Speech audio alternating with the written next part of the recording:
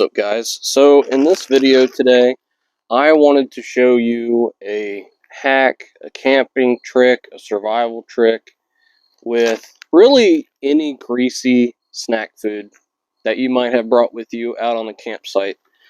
So the number one thing that a lot of people seem to have trouble with is making a fire. Well, anytime that you have brought some sort of comfort food like this bag is Funyuns.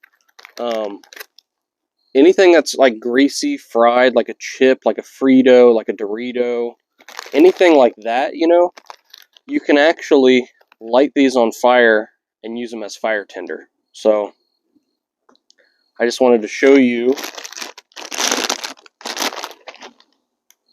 Got our bag of Funyuns there. Just gonna pick one out of there. And if this was a full one, I'd just break it in half. So all I gotta do is take my lighter, or whatever source I'm using, and voila, I have fire tinder, just like that. And also, it makes a good campsite snack. Hope you guys like the tip. See you guys next time.